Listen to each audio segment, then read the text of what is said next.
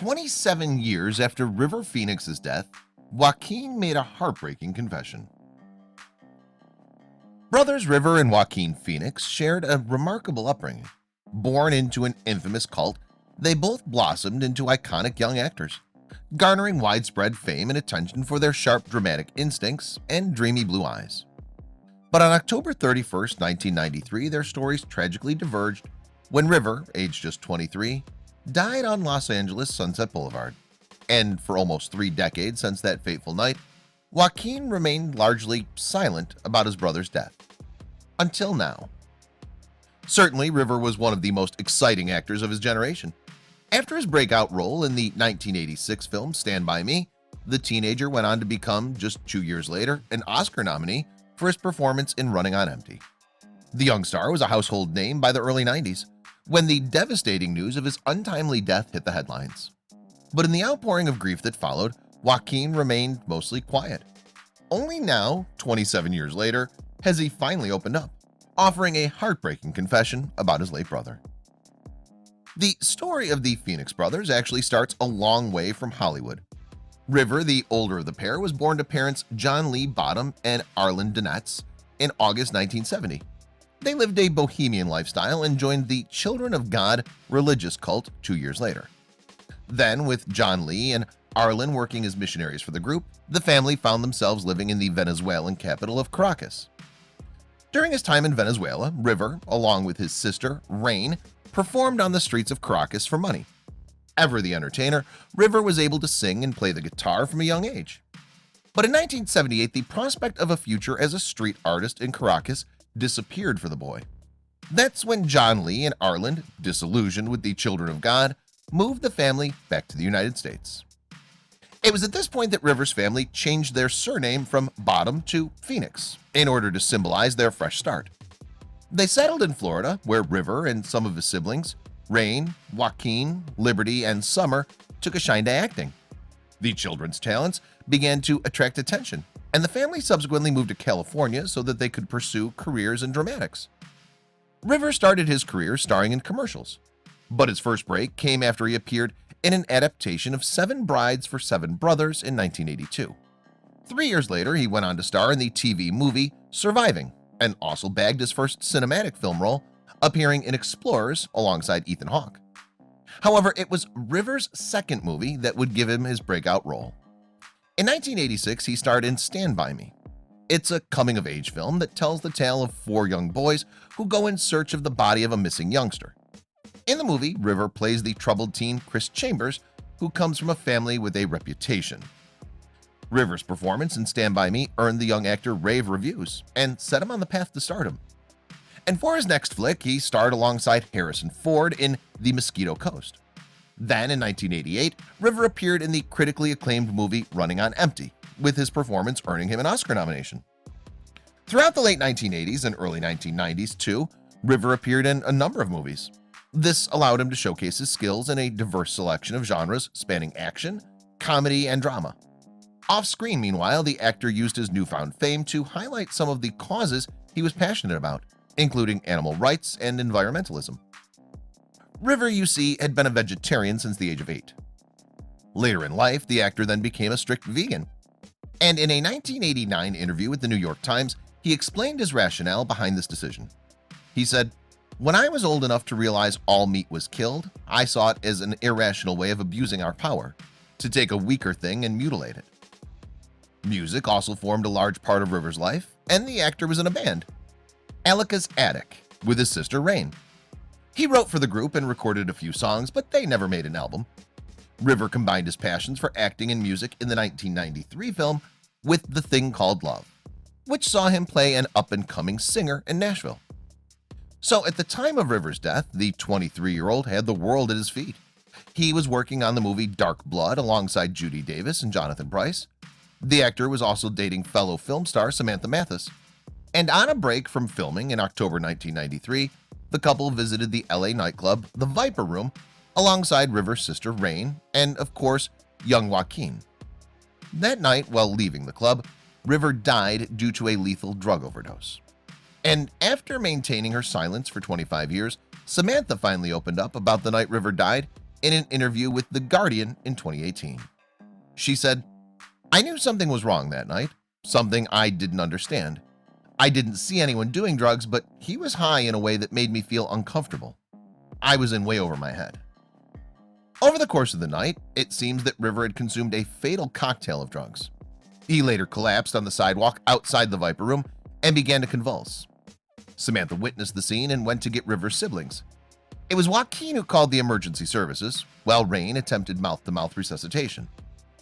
After an ambulance arrived on the scene, paramedics tried to resuscitate River, but they were unable to do so.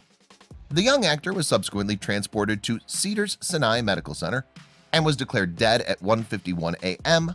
on October 31st, 1993. River's legacy, however, continues to this day.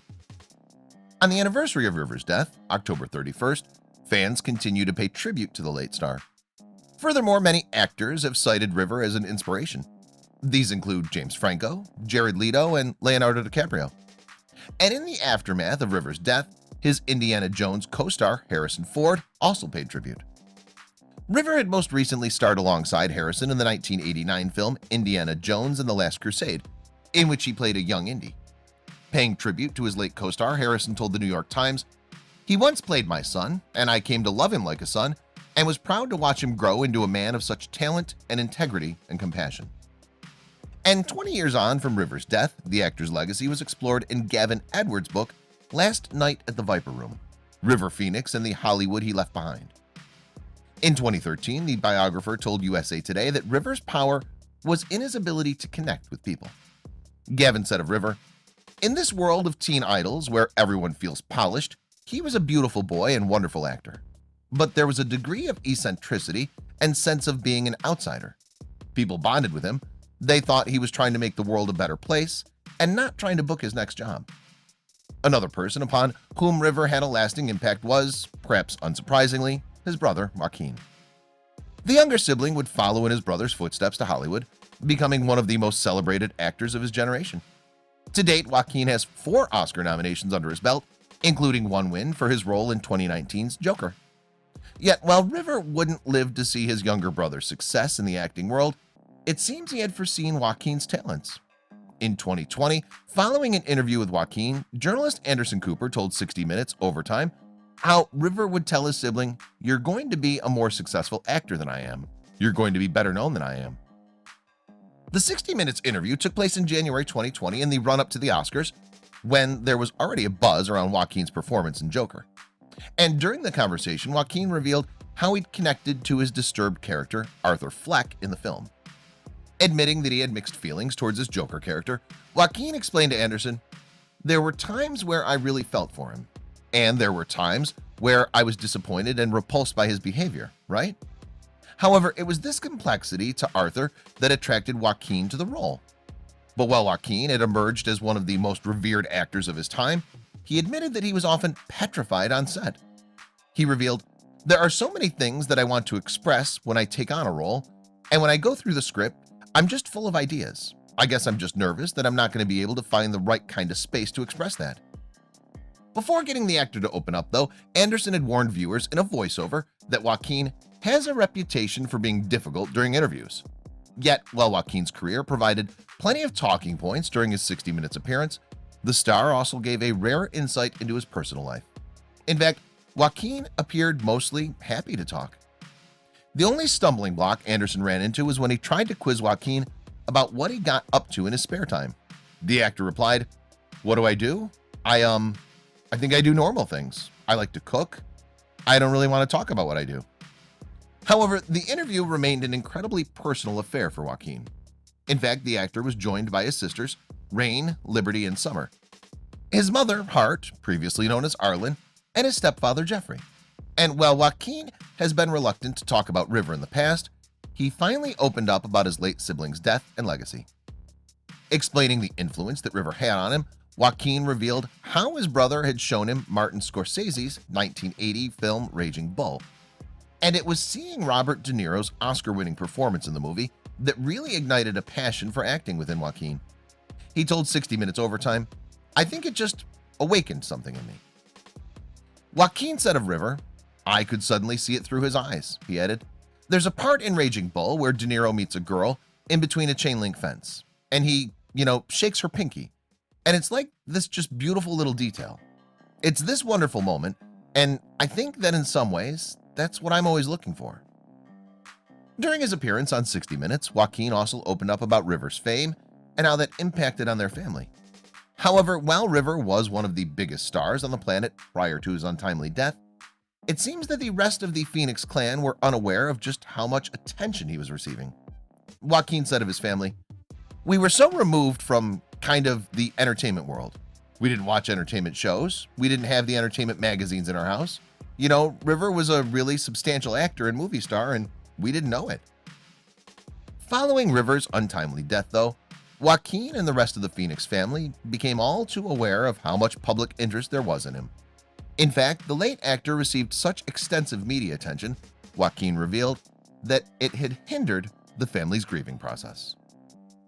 The world is filled with stories going viral every single day. But how many of these sites can you actually follow? We understand that your day should start with positive stories, stories that resonate with you. And so we started JoJo Stories. Our mission is to create meaningful stories that cover everything from animals to anthropology, history to environment and lifestyle. The kind of content you read on our site will be one you'll want to share with your family and friends. We hope you'll join our growing family and be part of our community. Welcome to JoJo Stories, jojostories.com.